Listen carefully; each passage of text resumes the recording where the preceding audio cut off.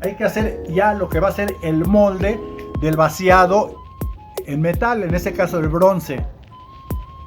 Y uno pensaría, pues para hacer un molde de bronce, supongo que debe de ser un molde muy fuerte, ¿no? De acero o algo así, porque va a contener el bronce fundido, imagínense nada más, a una temperatura muy alta, bronce líquido. Pero no, curiosamente no es así. A esta pieza, supongamos que ya está en cera. Únicamente se le pone arena sílica, que es una arena bastante común, además, no crean que es una cosa muy especializada, húmeda, y la arena va penetrando en todos los orificios que le van dando la forma a la escultura. Entonces ya la tenemos completamente rodeada de arena. Únicamente se le colocan unas tablas a los lados para que la arena no se desparrame, no se caiga. A esta pieza, cuando la tenemos en cera, hay que colocarle aquí unos tubitos conectados, esos tubitos unos con otros, que se llaman coladas. ¿Eso para qué es? Eso es para que a la hora que eche uno el bronce a la pieza, por ahí tenga respiraderas y entonces el bronce pueda llegar completamente a todos los rincones de la pieza. Si no fuera así, entonces el bronce no podría llegar, no podría entrar a ciertas partes de la pieza que son un poco más complicadas. Si estamos hablando, por ejemplo, de una pieza que sea completamente redonda o cuadrada o eso, no hay ningún problema, porque el bronce va subiendo y va llenando.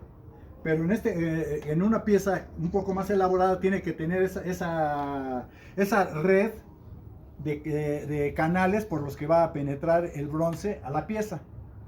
Bueno, una vez que está eso, ya ponemos la arena, como les comentaba yo, y se procede a hacer una cosa.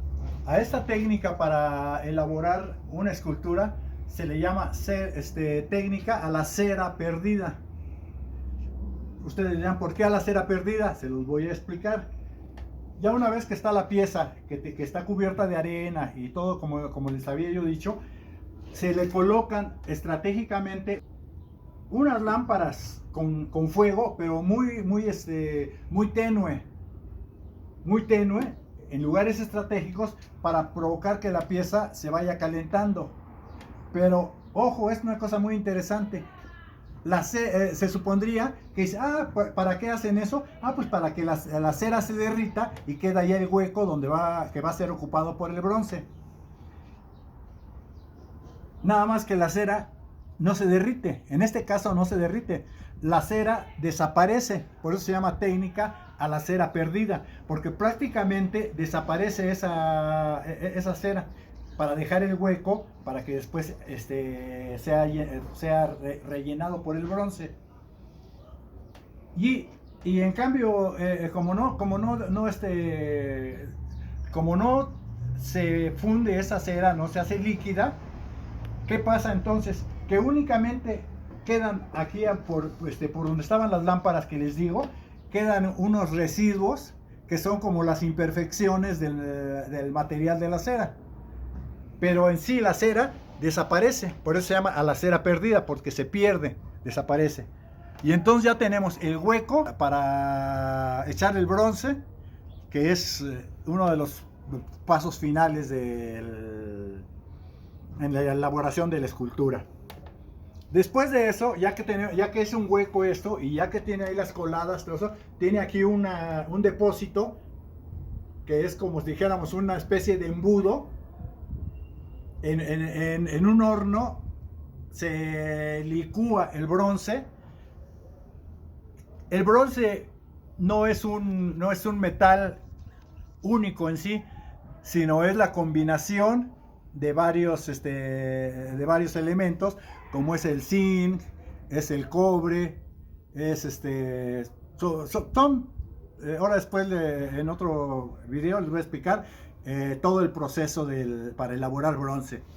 Pero ya se vende en lingotes, o en barras, o en planchas, o en la escultura se utiliza mucho reciclar, que es otro aspecto noble de la escultura, que se puede trabajar con materiales reciclados que se pueden volver a utilizar para hacer las esculturas.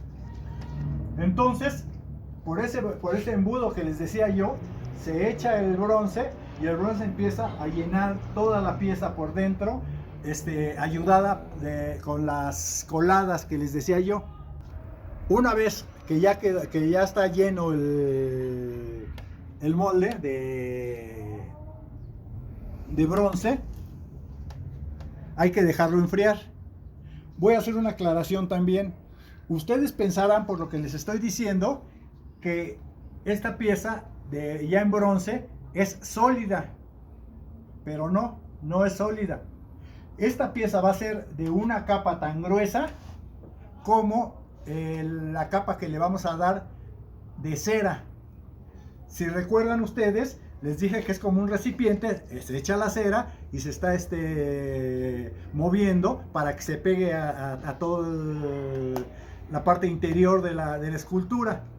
Pero a veces se le ponen un poco más de capas y entonces puede ser un grosor desde 1,5 centímetros hasta, en algunos casos, 3 centímetros. Depende también de las características de dónde va a quedar la escultura, si va a ser a la intemperie, si va a estar en un lugar abierto, cerrado, si debe de tener determinado peso. En fin, eso ya tomando en cuenta esas consideraciones. Por ejemplo, no se va a poner en un jardín una pieza muy delgada que puedan romperla o extraerla fácilmente algunas personas que quieran hacerle daño. Entonces eso también es importante. Pero entonces vamos al paso en donde ya se enfrió la pieza. Y entonces una cosa también muy curiosa, se toma la pieza, se levanta y se sacude. Y entonces la arena sílica que la cubría empieza a caer en gajos para dejar ya al descubierto la pieza en bronce. Entonces se utilizan, por ejemplo, pistolas de aire para quitar todos los residuos de arena y que quede ya la pieza en bronce. Sin embargo, esta pieza en bronce después tendrá que retocarse.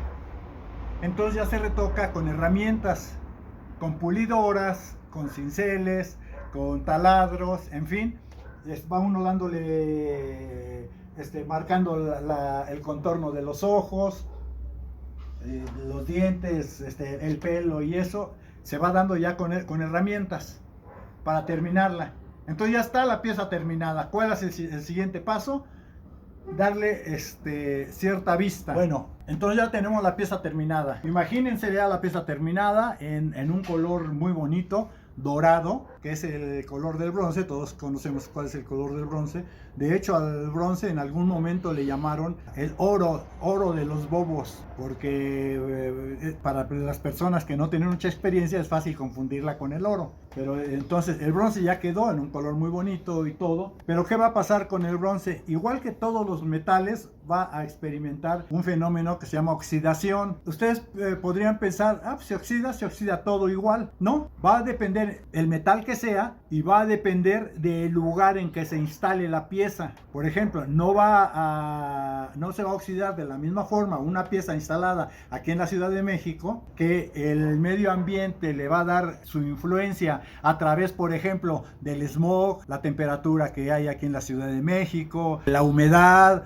Todos los factores que nos rodean van a influir en los tonos de los cuales se va a pintar esa pieza en bronce. Entonces, una pieza colocada aquí en la Ciudad de México va a ser muy diferente a una pieza colocada en un lugar que a la orilla del mar, por ejemplo, y muy diferente a una pieza que vaya a estar en un lugar donde sea una selva o eso. Pero el escultor no tiene tiempo para esperarse a ver cómo se va a patinar la pieza. Entonces tenemos otra alternativa que se llama realizar la pátina. Es una pátina provocada. ¿Cómo provocamos esa pátina? Se calienta la pieza a una temperatura muy alta con sopletes y después se le va aplicando diferentes ácidos, con lo que se lograrán los diferentes colores de la pieza. Los más comunes, bueno, verdosa, azulosa, hay una para hacer una pátina café, una pátina hasta negra. El artista tiene que considerar cómo le gustaría que su pieza quedara terminada.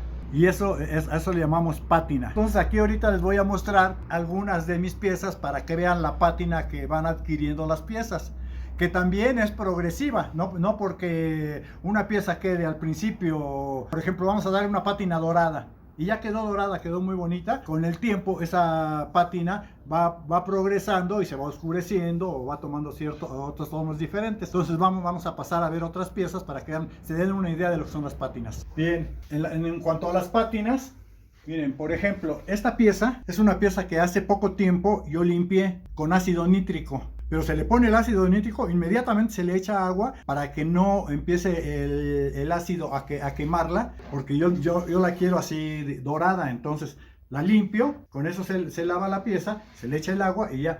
Pero aquí es importante porque vean cómo poco a poco ya va adquiriendo otros efectos de color. Vean. Bueno, esta es un ejemplo de las pátinas. Aquí está otra pieza mía, cómo se logran diferentes tonos y como en algunas partes, por ejemplo, aquí tiene una pátina un poco más fuerte. Como esta pátina era más ligera, entonces alcanza a penetrar la humedad y la humedad hace su efecto sobre el metal, lo empieza a teñir como de verde en algunas partes. Sin embargo, este tipo de efectos resultan en la mayoría de las veces muy atractivos para que la pieza no se vea pareja del mismo tono, sino que se sienta ahora sí que la pátina del tiempo sobre la pieza. Esta pieza se llama Ángel de la Guarda y corresponde a una serie de ángeles con ese tema. Acá vemos otra pieza, aquí tiene efectos verdosos, la forma como fue aplicado el ácido, las alas, vean, voy a moverla un poquito para que puedan apreciar.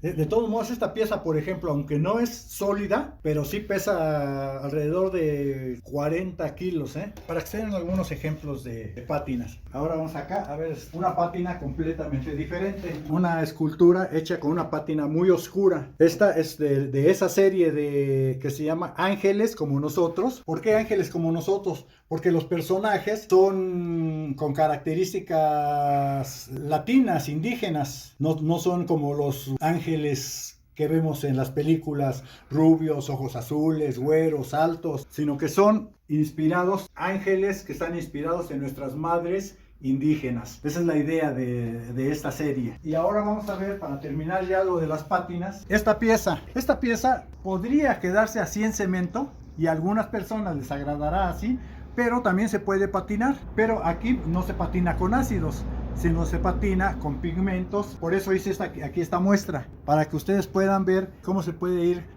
dándole un acabado que parezca metal, se le puede dar un acabado que parezca madera, se le puede dar un acabado que parezca cualquier material que ustedes quieran. Se puede lograr a través de pátinas artificiales. Esto lo estoy logrando con pinturas en aerosol.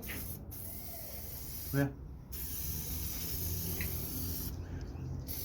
Un brillo de aluminio para quienes les gusten un acabado así. Otros les gustan acabados dorados o acabados que parezcan antiguos, en fin. Y pues con esto concluyo esta pequeña información sobre el procedimiento para elaborar una escultura. Espero sea de provecho para ustedes, y si no, por lo menos que les entretenga un rato. Estoy a sus órdenes, y si tienen alguna pregunta, envíenmela por favor, que yo con mucho gusto se las contestaré. Y muchas gracias por la atención que le pusieron a este pequeño documental, y que tengan buen día.